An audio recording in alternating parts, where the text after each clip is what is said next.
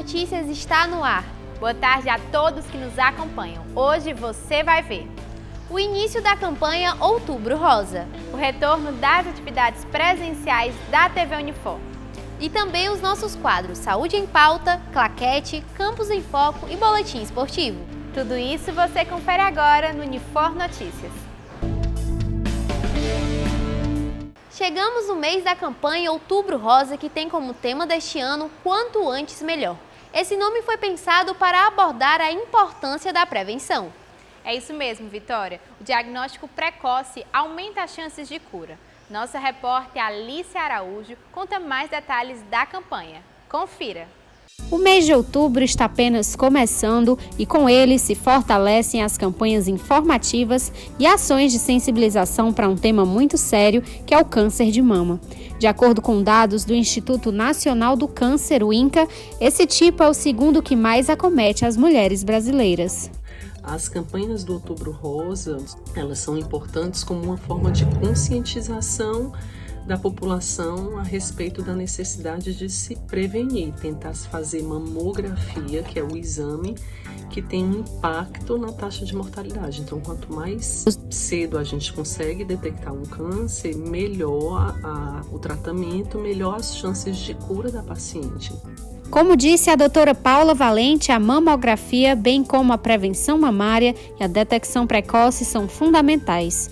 Chegam a 95% as chances de cura quando o diagnóstico é feito com antecedência. E de luta contra o câncer de mama e de real conscientização sobre o assunto, quem entende muito bem é a psicóloga Maria Camila, que aos 26 anos foi diagnosticada com um tipo raro dessa doença. Vendo na escrita uma rota de fuga para as dificuldades que estava enfrentando, ela acabou escrevendo um livro sobre essas experiências. Afinal de contas, da lama nasce o lótus. O título do livro, Da Lama Nasce o Lótus, ele vem muito realmente pela minha sensação ao longo dessa experiência. Era uma experiência inicialmente de caos, inicialmente de fundo de poço, né? Ninguém espera ser privada da sua vida cotidiana, da sua estética, da sua saúde. Então, a impressão que eu tinha é que eu estava ali num lugar muito escuro, mas ao mesmo tempo aquela rede de apoio, a esperança que eu tinha na época de dias melhores, a melhora progressiva que os exames iam mostrando, me fazia muito lembrar dessa questão da flor de lótus que emergia. Então era isso que eu queria passar com o livro, né? Que diante de situações difíceis podemos ter opções para o nosso renascimento. Com mais de 20 mil seguidores em suas redes sociais, a psicóloga dedica essa plataforma para debater saúde mental e para trazer reflexões que nos façam repensar opiniões em torno do câncer que possam ser estereotipadas. Ao longo da trajetória, como paciente oncológico, eu conheci várias outras mulheres com câncer, me fez ver que existem 3 maneiras, né, na minha visão, de se encarar esse processo do câncer. Uma é uma maneira muito guerreira, em que a mulher tem que estar forte o tempo inteiro, em que tem que estar o tempo todo sorrindo e bola pra frente. Mas quem passa por um tratamento desse sabe que é inviável. O câncer dói. É a dor da circunstância, é a dor do não saber amanhã, é a dor da imprevisibilidade. Então essa fortaleza que se exige de uma mulher guerreira, eu acho até adoecedor ter que sustentar esse papel. Uma outra maneira de encarar o câncer, que na minha visão também não é muito boa, é aquela maneira que cai mais no vitimismo, em que a pessoa de repente agora não toma mais as rédeas da sua vida, no que pode, porque a gente não pode tomar conta de tudo diante da impotência, né? Mas em que a mulher acaba, não posso fazer nada, minha vida é horrível por causa do câncer, não estou dizendo que é fácil, viu? De jeito nenhum. Mas cabe sim uma postura ativa. A terceira via de encarar o câncer, que é a que eu acho mais adequada, é uma maneira humana. Sabendo que alguns dias você vai estar bem, você vai estar com força para encarar o mundo. E alguns dias você vai estar muito mal. Você vai pedir forças para poder aguentar mais um dia. Então, a maneira humana é a que eu considero a mais adequada de se encarar esse processo. Nem guerreira, nem vítima. Humana. Para Maria Camila, encarar o câncer vai muito além do diagnóstico e da cura. E sim, tem a ver com a vivência e com a qualidade de vida das pacientes oncológicas durante e depois do tratamento. O que falta às vezes um pouco também de uma educação de como lidar com a mulher com câncer. Muito mais do que simplesmente falar câncer tem cura e vamos vestir rosa, precisa de uma conscientização do que é viver com câncer. Muitas mulheres passaram por isso que eu passei, de serem simplesmente fulaninha com câncer. E às vezes o nosso posicionamento pode melhorar, de dizer, não, pera, o diagnóstico ele é uma parte da minha vida. Continuo mulher, continuo esposa, continuo filha, continuo viajante, continuo o que for. Então eu acho que a gente tem que começar a olhar as mulheres com câncer de uma maneira muito mais ampla. O diagnóstico ele é uma parte da vida delas, não é a identidade delas. E se as dificuldades parecem grandes demais, é bom nunca esquecer que dessas experiências podemos ressurgir mais fortes. A luta é grande,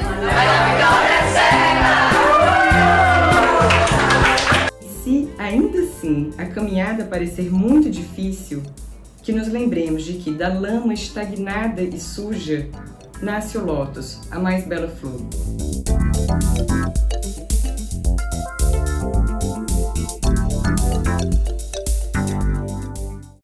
E ainda falando em saúde, no nosso quadro Saúde em Pauta, vamos abordar um assunto bem curioso, o daltonismo. O Pedro de Carvalho conta todas as questões que envolvem essa condição genética. Confira! Olá, seja muito bem-vindo a mais um Saúde em Pauta. Essa semana minha equipe deu um jeito muito especial de não deixar eu esquecer o tema. Eles me entregaram um envelope azul, só que eles também me deram um envelope rosa para entregar para o meu chefe, que eu não posso abrir esse envelope. O problema é que eu sou daltônico e eu não consigo ver a diferença entre os envelopes. Então, tem que inventar uma coisa para o tema dessa semana, já que eu não sei qual cartão. Vamos falar de daltonismo? Vamos, né? Então vem. Bom, já que a gente vai falar de daltonismo, é sempre bom tirar algumas dúvidas. Vou perguntar aqui pra minha plateia se eles têm alguma dúvida. Plateia? Não? Enfim, o daltonismo é uma condição genética que faz com que a pessoa enxergue as cores diferentes do que elas são na realidade. A pessoa com essa condição acaba confundindo com mais facilidade o vermelho e o verde, e com uma frequência um pouco menor o azul e o amarelo. Mas existem diferentes tipos de daltonismo e diferentes níveis também.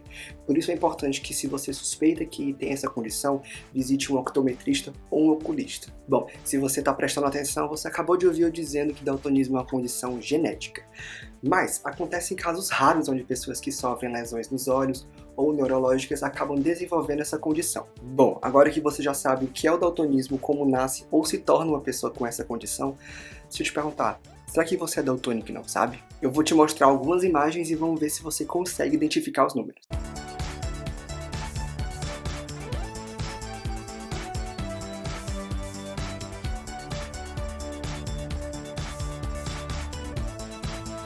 Pronto, se você teve pouca ou nenhuma dificuldade em identificar os números que eu acabei de mostrar, parabéns, você não é daltônico. Já se você teve alguma ou muita dificuldade em enxergar esses números, é bom procurar um optometrista ou um oculista para fazer um exame certinho para saber se você tem ou não daltonismo. Então é isso. Esse foi mais um Saúde em Pauta. Agora eu vou tentar descobrir qual dos dois é o azul e qual é o rosa. Até a próxima semana. Tchau! Assim como eu e a Gabi, os nossos colegas que também fazem parte da TV Unifor voltaram às atividades presenciais. Depois de 6 meses estagiando por meio do home office, nós agora voltamos ao campus, mas claro, tomando todas as medidas necessárias para barrar o contágio do coronavírus. E quem traz todos os detalhes desse retorno é o nosso repórter Jordan Val. Confere aí!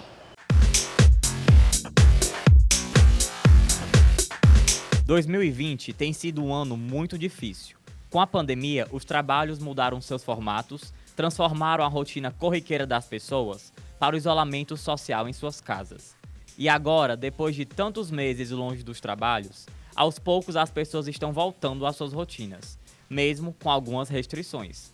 Foram 6 meses longe dessa redação, dos colegas de trabalho, da correria do dia a dia.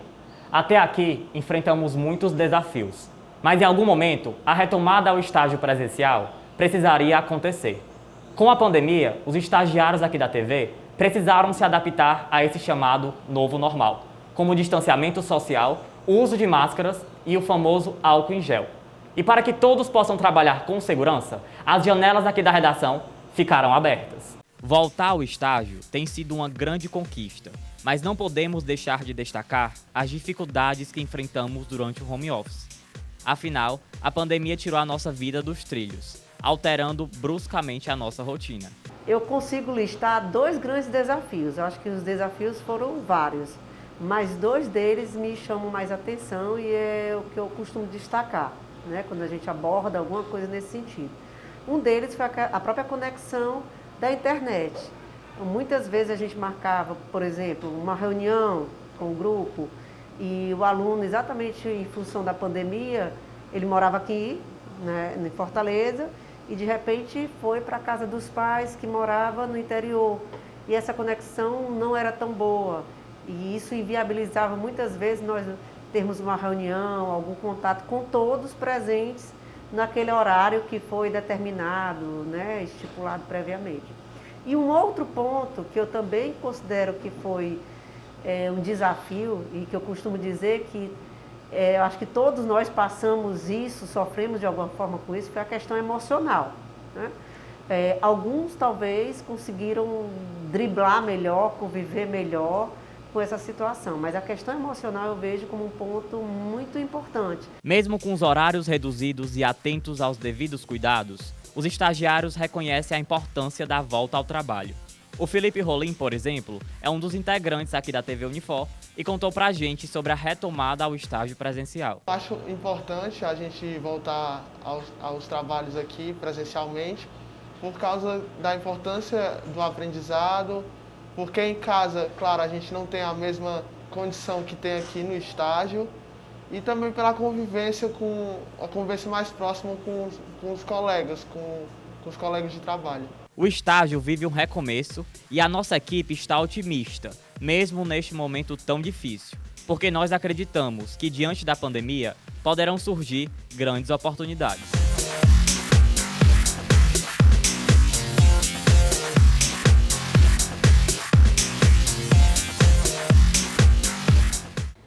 Sexta-feira é dia de novas indicações de produções cinematográficas. E hoje eu vou falar sobre 3 documentários brasileiros fantásticos disponíveis no YouTube. Confira agora o Claquete.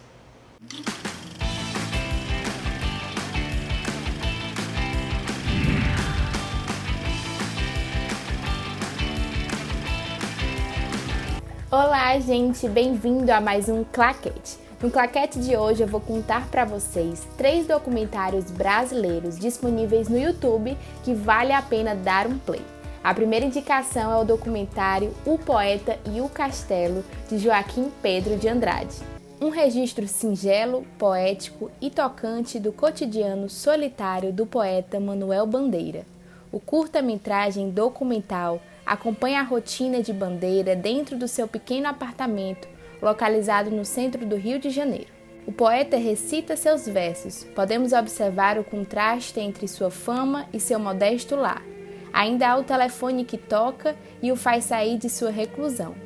Uma das cenas mais bonitas do filme é o passeio matinal de Bandeira pelas ruas do Rio, onde imagem e trilha sonora completam um casamento perfeito.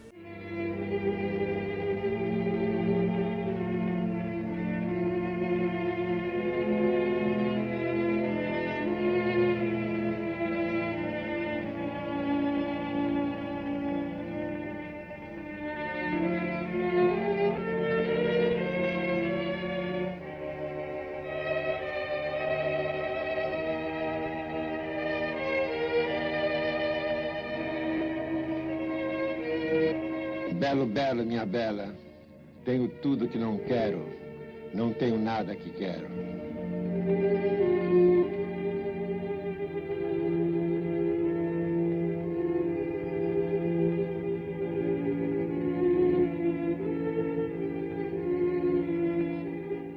O segundo documentário é Cabra Macho para Morrer, de Eduardo Coutinho.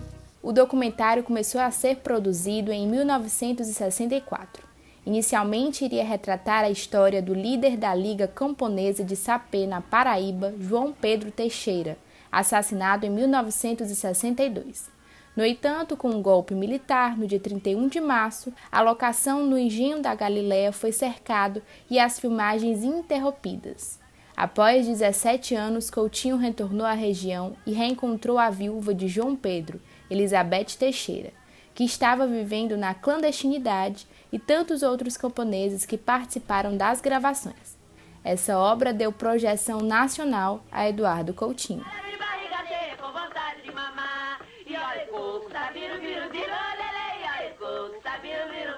Por várias vezes ele foi preso com vários policiais.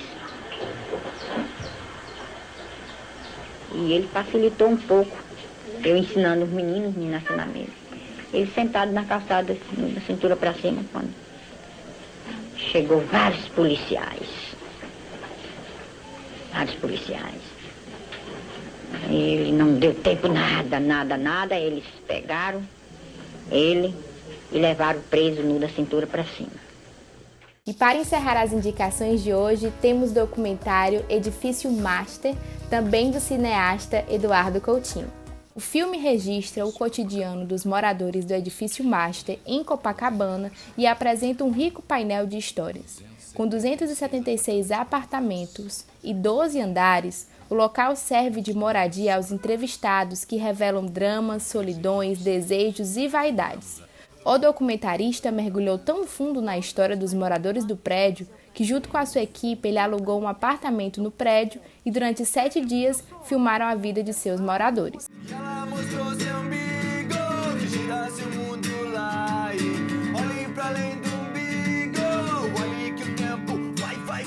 Joguei na França 2 anos e meio, je parle français un petit peu. Joguei nos Estados Unidos, I speak English a little bit.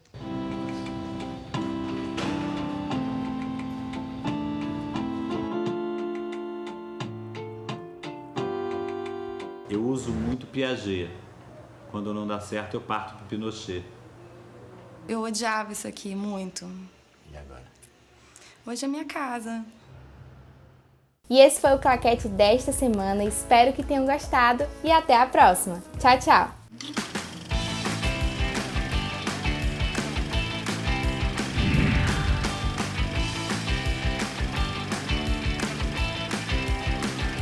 Você quer saber tudo o que aconteceu essa semana na Universidade de Fortaleza? O Henrique Freire vai contar agora no Campus em Foco.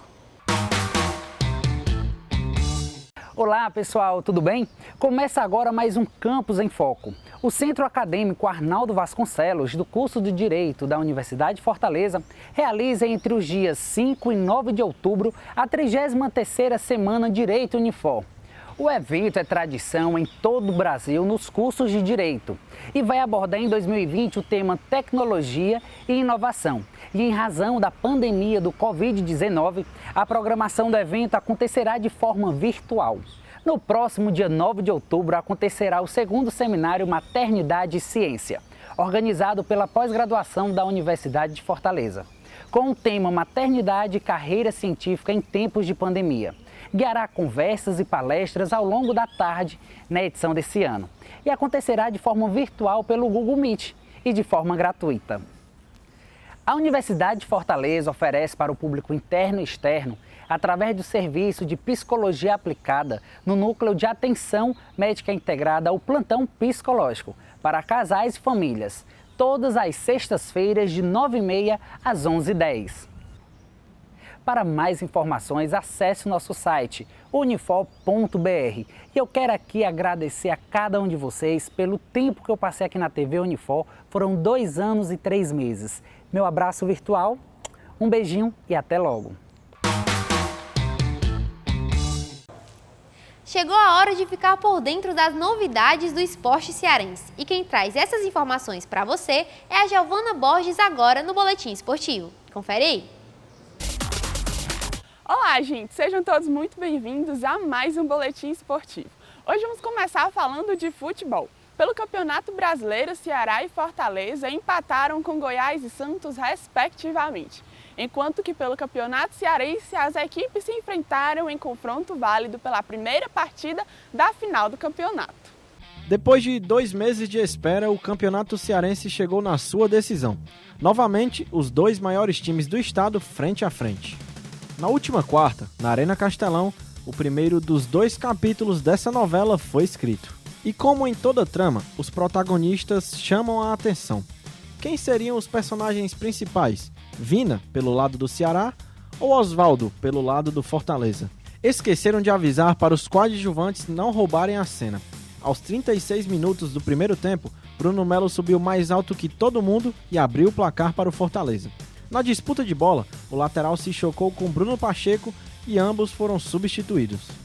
Nos acréscimos da primeira etapa, após boa jogada, Alisson cruzou e Rafael Sobis empatou a partida.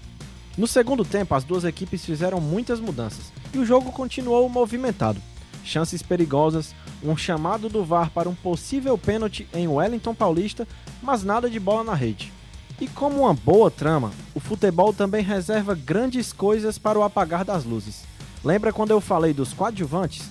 Aos 46, a bola sobrou para Tinga, que não perdoou e estufou as redes. Com a vitória, o Fortaleza pode até perder por 1 gol de diferença no segundo jogo, que ainda fica com a taça. Já o Vovô tem que vencer por no mínimo 2 gols para conquistar o título. Mas isso a gente só vai saber no segundo e último capítulo dessa novela, no dia 21 de outubro. O Ferroviário também entrou em campo nessa semana pelo Campeonato Brasileiro Série C. O confronto foi diante da equipe do Imperatriz do Maranhão. Após uma sequência de jogos sem vitória, o Ferroviário conseguiu quebrar esse jejum no último sábado. O Tubarão da Barra viajou até o Maranhão para enfrentar a equipe do Imperatriz. O jogo começou movimentado, com os dois times colocando bolas na trave, mas o gol só saiu mesmo aos 39. Após cobrança de escanteio, o zagueiro Vitão subiu mais alto que a zaga e abriu o placar para o Ferrão. Logo no início da segunda etapa, aos 6 minutos, William Lira acertou um belo chute cruzado, ampliando a vantagem coral. A equipe do Imperatriz ainda diminuiu o placar, com um chutaço de fora da área de Jocinei, mas quem saiu vitorioso foi o Tubarão, que assumiu a vice-liderança do Grupo A da Série C com 14 pontos. O próximo compromisso é no domingo, às 3h30 da tarde, contra o Santa Cruz, sem local definido, devido ao imbróglio com a CBF. É confronto direto pela liderança e o jogo promete. Uma prancha e uma pipa são fundamentais para a prática de um esporte que vem dominando as praias de Fortaleza. A Mariane Sobrinho traz tudo pra gente sobre esse esporte. Um esporte que vem dominando e conquistando os corações dos cearenses é o kitesurf. A modalidade, que exige bastante equilíbrio dos atletas, tem se tornado cada vez mais presente no litoral cearense. E para aqueles que desejam começar a praticar o kitesurf, o professor Augusto explicou que o processo de aprendizagem é algo individual, mas também alertou sobre a importância de realizar essa atividade com um acompanhamento correto. Ali, dependendo de cada pessoa, tem gente que aprende mais rápido, tem gente que demora um pouco mais, mas a média ali, para quem quer aprender o kite, é pegar pelo menos ali umas 8 horinhas de aula. Você já consegue sentir um pouco como é o esporte, velejar um pouco para a direita, um pouco para a esquerda, dependendo de cada um. Mas mínimo aí, umas 8 horas de aula, procurar sempre ali uma escola certificada, que tem instrutores adequados ali para você não ter nenhum risco de acidente. Como todo esporte, o kitesurf também tem suas dificuldades. E a maior delas, segundo o professor, é saber lidar com a natureza e conseguir controlar o vento, que depende da região que os esportistas estão praticando. E aqui no Ceará está localizada uma praia que é considerada uma das melhores para a prática desse esporte aquático, o que torna o kitesurf ainda mais importante para a região. A representatividade do kite aqui no Ceará é enorme, porque a maioria das pessoas que vêm para cá vêm para praticar o kite. Muitas pessoas vêm de fora ou daqui mesmo de outras partes do Brasil só para a prática do kitesurf. Muitos deles acabam até se mudando para cá para curtir esse esporte maravilhoso que é o kitesurf.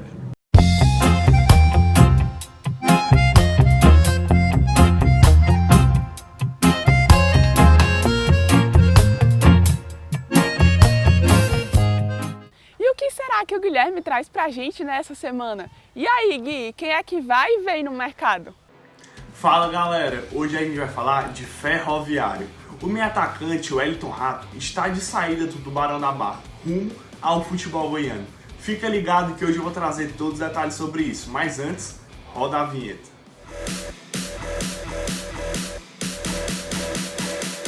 O carioca de 28 anos acertou os últimos detalhes com o Atlético Goianiense e deverá assinar em definitivo um contrato válido até fevereiro do próximo ano. Inclusive, será pela primeira vez em sua carreira que disputará uma Série A do Campeonato Brasileiro.